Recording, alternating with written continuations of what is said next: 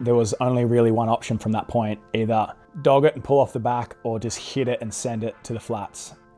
And fortunately, I didn't send it into the flats. I had like the most perfect transition to land one of the best sets of my life. The session happened in HTs over in Indonesia in the Mentawais, and it was in 2019. We just come off the back end of the first 3 events in Australia. So obviously being on this side of the world, we took the opportunity, Geordie and myself and O'Neill, we wanted to sort of find a pumping right point in Indo or here in Oz that we could just sort of start to get ready for Kramis, and no better place than HTs really. Yeah, in the week we had there, we had like 4 days back to back where it was just like consecutive days of pumping waves, and I just felt like the progression of my surfing just getting better and better every day. I was getting more used to the boards I was on.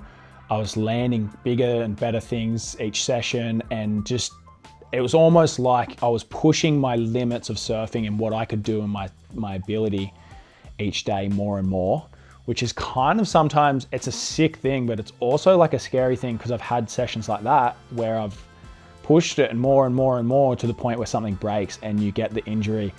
I've been signed with O'Neill for over 10 plus years now. Getting the opportunity to surf with and do trips with one of the all-time greats of the sport, one of my idols from a very young age, Geordie, it was such an pleasure and honor to be able to do those trips with him, and this was one of them that really was just like stood out in memory for me. That was like, fuck, that was a perfect right point, glassy 4 or 5 days of just pumping waves with someone that knows exactly how to just dissect a fucking really high performance wave. So he really pushed my surfing that trip, and has done for my whole career really. I've looked up to him well before I was sponsored by anyone.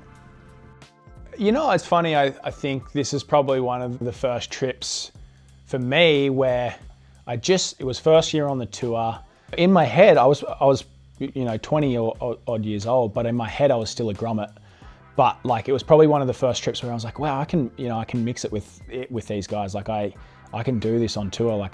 I think that year I was still learning that I was a CT surfer, not a QS surfer. And I think that's probably one of the big things that we all as rookies make mistakes about. And even away from competitive surfing, just surfing with your idols and your heroes and all that, you almost sort of borderline underperform until you you go, fuck it, like I'm gonna fucking overperform and try and surf the best I can surf. And it's like a healthy rivalry, but not rivalry, like a healthy push from your heroes.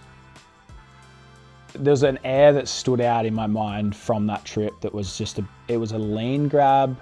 I don't even know what was going through my head at the time. I think I was just really I was flying down the line. There was a light on shore, and I just hit the section. It was kind of like a long floater section, but it had like a light entry before the float bit. Like you could have easily just kind of popped up on top and just floated along the top and then dropped off it.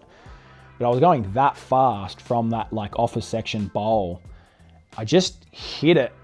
In my head, I didn't even think what grab I was going to try. I wasn't even trying airs at the time. I was just in a really good rhythm with surfing. You can't almost see it in the air. Like I floated and flowed into it, almost like I just fell into that lean and just lifted over perfectly. And it just transitionally like just shot me down into it. And when I landed, I was like, oh fuck, did I just land that? Like I was baffled to stomp it. And how clean it was. Like normally when you stomp an air that high, it hurts. Like you feel every single bit of the landing. You just like thud, possibly fracture a board or break something, like hopefully not yourself, but something pops in your board. But like if you do get that perfect transition and just like fly down, it was like almost a bit of a shock, like whoa, just landed that.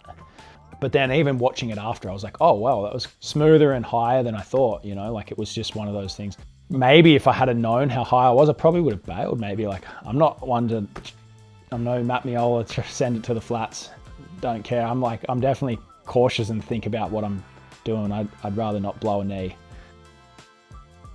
I'm visualizing surfers that I want to imitate or want to not necessarily imitate or copy completely, but you're still visualizing like some of the all-time greats. And for me, always like Andy and Bruce having that really unique kind of go for it style. They were always like two guys that really stuck in my mind, and they always used to come off bottom turns like with their arm cocked like that, rather than like touching the water straight and getting so low, like your face and everything's like so low to the water.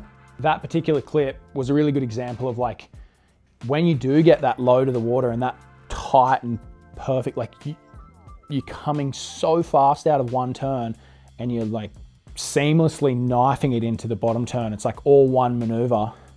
And if you're far away, like, I don't know, for me, like the balance and all that would probably just sort of, wouldn't be able to drive as hard off that bottom turn into the next turn. And then being that was a marketing trip, there was kind of cameras everywhere, and to be able to like kind of hit that next bit, and like, I think off that I kind of did a finner rotator out of it. Where the cameras were placed, it was like the perfect kind of capture of a really rad moment. Indo has had a big part to do with shaping me as a surfer. It's given me so many great memories. It's given me so many great waves. It's taught me how to surf reef breaks, barrels, you know, obviously performance waves. That session, even though it was well into my professional career, it was a perfect example of being like leveling up and becoming a better surfer, learning a new air, or like working out how much you can push on your board in such perfect waves. There's some places in the world that really do push your surfing and turn you into a better surfer. Hawaii is definitely one of them. Indonesia is definitely one of them. But there's such a unique, special spirit thing with Indo too. I think the locals over there and the Indonesian people, they're so just unique in their own way. Their food's beautiful, and it's just one of those places where it's a home away from home for me. Yeah. I'm definitely taking the piss on this one. There was a few factors for this trip. We had to get a little bit of marketing stuff done, shoot some board shorts for O'Neill, and some lycra and wetsuits and whatever else. But you know, we had the objective of warming up for the CT in Keramas and sort of washing off some of the crappy results that I'd already had in Oz. We ticked nearly every box except for the warming up for the CT down in Keramas. I pretty much just went and shit the bed at Keramas.